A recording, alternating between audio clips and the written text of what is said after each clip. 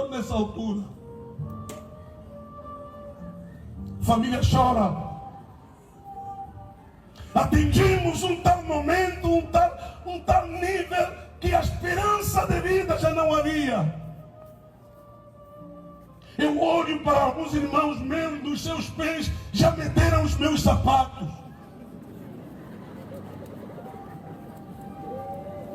E eu estava a chegar à conclusão de que realmente eu estou morrendo.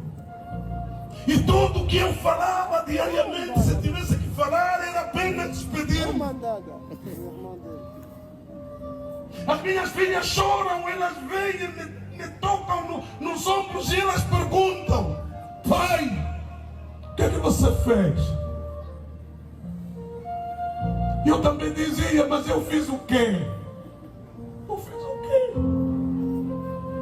Eu me lembro uma noitinha, os meus anciãos do meu distrito, eles aparecem no quarto onde eu estava. Eles me rodeiam olhando para mim, chorando. E os anciãos me perguntam: pastor, quem fez isso? Eu também estou perguntando, afinal, quem é? Quem é? Colegas pastores, a direção da União, a direção da missão vão me visitar. E quando eles me encontram, olharam para mim e eles me perguntam: pastor Galvoso, sim, mas afinal qual é a doença que você tem? Eu me lembro de responder: África profunda. Tem um nome que eu encontrei: África profunda. A experiência me ensinou.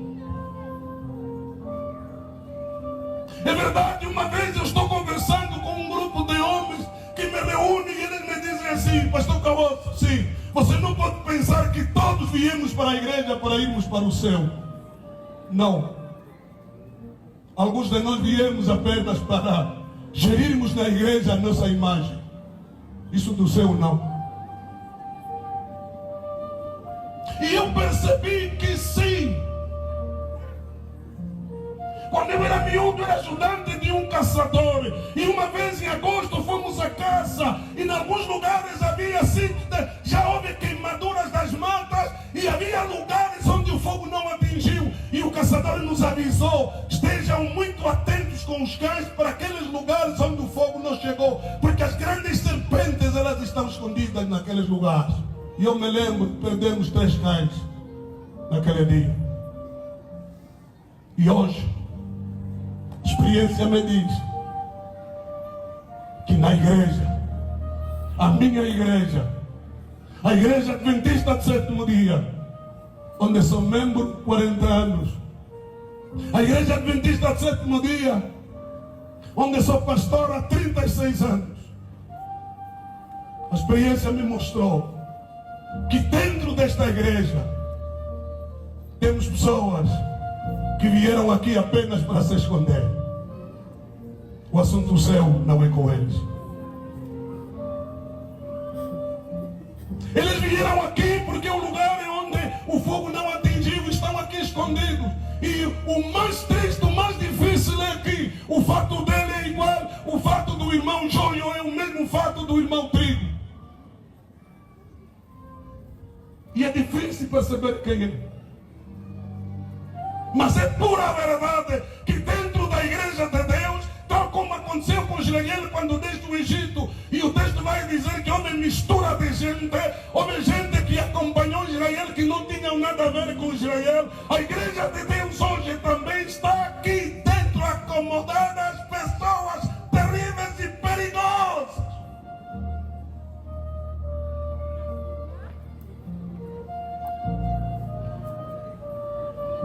E essa dor,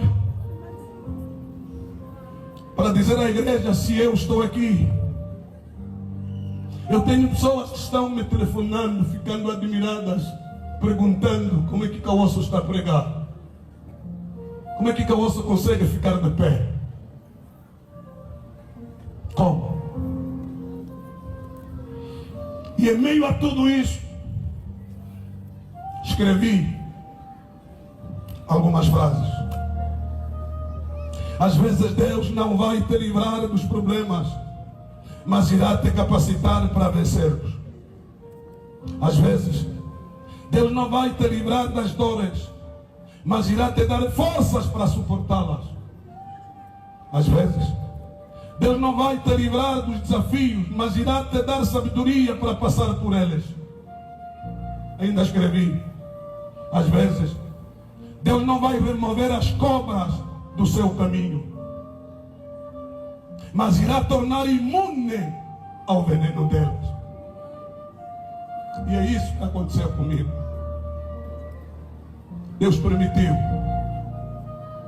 A serpente picou. Louvado seja Deus, quanto tempo vou viver não sei. Mas até agora agradeço a Deus porque ainda estou aqui e fui capaz de delegar o congresso da igreja da Caponte, quando tinha muitas e muitas dúvidas de cá estar. Sim. Paulo continuou. Depois de olharmos para o nosso passado, depois de olharmos na lateral, depois de olharmos para baixo, precisamos olhar para dentro de nós. E é isso que espero que terá acontecido com todos nós que assistimos a este congresso. Olharmos para dentro de nós e percebermos se ainda temos alguma área que é preciso que seja transformada, se temos uma área por recuperar. Olhar para dentro de nós, se ainda conseguimos perceber que precisamos muita coisa para corrigir, precisamos nos aproximar junto do sol, para que a nossa performance a partir de agora enquanto cristãos seja outra. Não continuarmos a sermos as mesmas pessoas. Paulo continuou. Olhar para cima. Olhar para cima para ter a certeza de que Deus continua no comando do universo. Continua no comando da terra. Continua no comando da Angola. Continua no comando da tua e da minha vida, da tua família. Deus continua no comando. E não precisamos temer. Ainda que eu andasse no vale da sombra da morte, eu não temerei mal algum, porque eu sei que tu estás ao meu lado. E Jó dizia, ainda que o Senhor me mate, nele esperarei. Em 2019 eu vou fazer uma semana de conferências na Namíbia. E ao visitarmos uma mais velha numa tarde, no leito de dor, em meio à tribulação, aquela mais velha, depois ao despedir-me, dizia, pastor que veio de Angola, por favor, vá com a certeza de que nesta cama onde eu estou, ainda que não haja céu, eu continuarei adorando esse nome, o nome de Deus. Paulo terminou. Depois de olharmos para o passado, olharmos para a lateral, olharmos para baixo, olharmos para dentro, olharmos para cima, Paulo terminou em dizer, precisamos olhar para frente. Olhar para frente, e é melhor que eu leia o texto, como é que ele explica isso, no capítulo 4 de segunda carta a Timóteo. Desde agora a coroa da justiça me está guardada, a qual o Senhor, justo juiz, me dará naquele dia. Paulo olha para frente, depois de olhar para todas as direções, ele agora olha para frente, ele aceita que vai morrer, ele não murmura, ele não chora, ele não lamenta, ele não se queixa, ele não aponta o dedo, mas ele diz assim, não importa o que vai acontecer comigo, eu tenho a plena certeza que naquele dia, quando o justo juiz vier, quando ele chamar o meu nome, ele me dará a minha coroa. Paulo fala com toda certeza. E é uma pergunta que eu fiz a Paulo. Paulo, como é que tu conseguiste olhar naquele dia? E Paulo me respondeu, existem momentos nessa vida da igreja da Caponte, eu não sei o que vai acontecer daqui ao próximo congresso, eu não sei o que o médico dirá na sua próxima consulta, eu não sei o que a TPA 1240 vai dizer, eu não sei o que vai acontecer com a pessoa ao teu lado, a pessoa que você mais ama, eu não sei se os concursos ainda vão continuar você vai perder emprego, também não sei. Eu não sei se você vai ter esse namorado que você tanto gosta, vai te abandonar. Eu não sei nada, mas a única coisa que eu sei, que existem momentos nessa vida que temos que fechar esses dois olhos. Não prestam, não ajudam, não valem mais. Sabe por quê? Porque esses dois olhos só vão agudizar a situação. Esses dois olhos só vão te ajudar a olhar para a fotografia. Esses dois olhos só vão te ajudar a olhar para a urna. Esses dois olhos só vão te ajudar a olhar para o buraco. Esses dois olhos só vão te ajudar a olhar para o lugar onde ele sentava. Esses dois olhos só vão te ajudar a ver a roupa dele. Esses dois olhos só vão te ajudar a olhar blá blá. Há um momento nessa vida que temos que fechar estes olhos e pegar-nos no terceiro olho, o olho da fé. O olho que Paulo usou quando ele sabia que agora vai morrer. E com este olho da fé ele consegue olhar atrás do horizonte. E ele diz, Paulo construiu um cenário. Quando Cristo volta, a trombeta soa, os que morreram em Cristo ressuscitam primeiro, os que foram encontrados vivos são transformados. Paulo consegue reconstruir isso no texto. E ele diz, Deus me dará a minha coroa naquele dia. E ele diz assim, não somente a mim, mas também a todos aqueles que amarem a sua vida.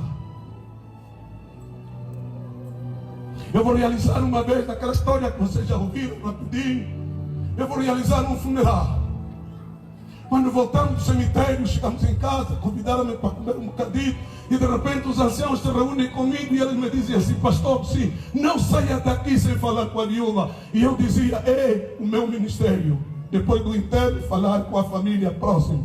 Por que não falar com a viúva? E eles me dizem, pastor, não, e nós não estamos ali pedindo para você falar com a viúva de forma normal como tem sido. Estamos ali pedindo porque há aqui uma situação grave. E eu pergunto, qual é o problema? E eles me dizem, pastor, sim, a viúva não chorou. A viúva não chorou. Desde que o irmão que fomos enterrar caiu, a viúva não chorou. E há muita gente a queixar-se, há muita gente a murmurar, porque a viúva não chorou. Pastor, vai falar com a viúva e pergunta, não chorou por quê? Porque amanhã na reunião da família vai sair caro, não chorou. Peguei 2, 3 anciãos e entramos. Havia lá muita mulher, mandei muita gente para fora, saia, estava a fazer calor. Quero falar com a viúva. E quando eu dou textos de consolação, deixo mensagens de consolação, de conforto, mensagens de esperança. Por último eu termino e eu pergunto à viúva, sim, por favor, eu não quero voltar com esta dúvida, ajude. Há qualquer coisa que as pessoas estão a murmurar, estão a dizer que a minha irmã não chorou. Confirma. E ela diz, sim, pastor, lágrimas nos olhos não deitei. E pode partilhar? E ele partilhou. Ela diz, pastor, eu não chorei.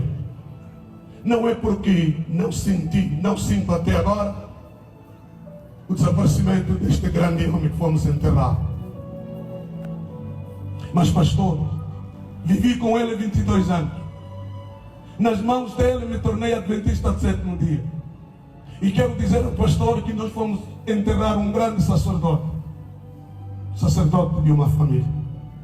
É um grande homem de Deus. Este é pai de meus filhos que fomos enterrar.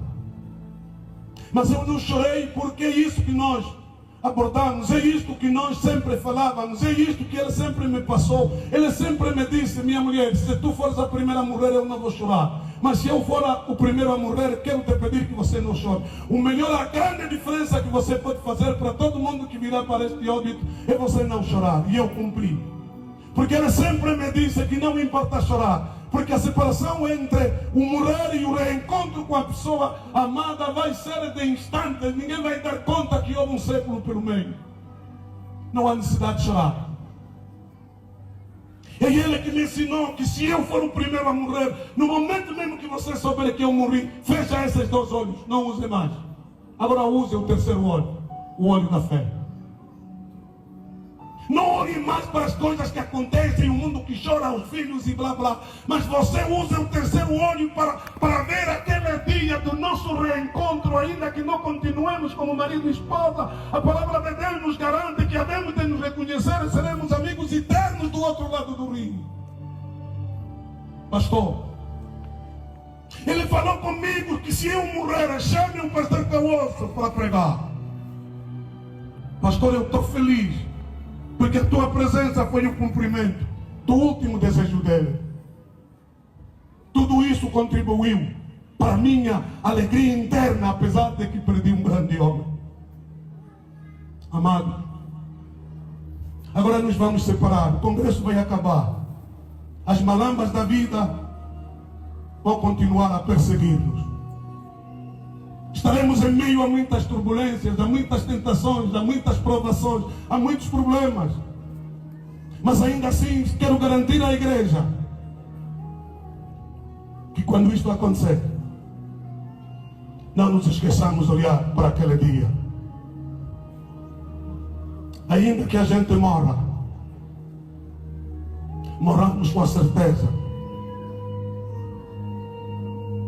de que Cristo, quando voltar, Ele nos ressuscitará. O militar adventista do sétimo dia lhe pediram para orar numa parada por causa de uma companhia que vai para um grande assalto militar. O chefe lhe chamou e diz: olha, ore para que Deus fique ao lado da tropa nesta operação, porque você que sempre me pediu dispensa para ir adorar, chegou a tua hora, ore. E ele diz: sim, chefe, eu vou orar, mas há uma coisa que não vou prometer.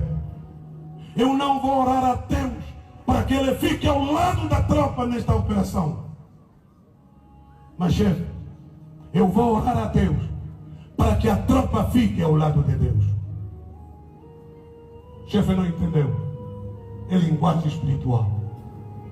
Eu não vou orar a Deus para que ele fique ao lado da tropa, mas eu vou orar a Deus para que a tropa fique ao lado de Deus. E o chefe pergunta: por que razão? Porque ele diz que a palavra de Deus me ensinou. Deus prometeu: eis que estarei convosco todos os dias, até a consumação dos séculos. Ele já está do nosso lado. O grupo de Esmirna do Lubano, quando chegar a hora de partirem, não orem a Deus para que ele fique ao vosso lado, mas orem a Deus para que vocês fiquem ao lado dele, porque a promessa dele é estar convosco todos os dias, até a consumação dos séculos. A ponte, oremos a Deus para que ele nos ajude a ficarmos ao lado dele, porque ele está sempre do nosso lado. Foi bom enquanto durou. Agradeço imenso por voltar a passar na ponte.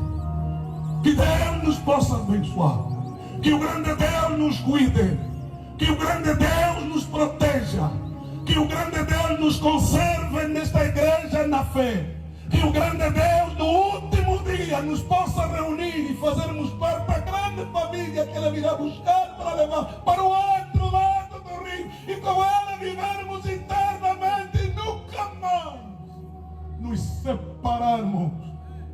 Amém? Amém. Muito obrigado.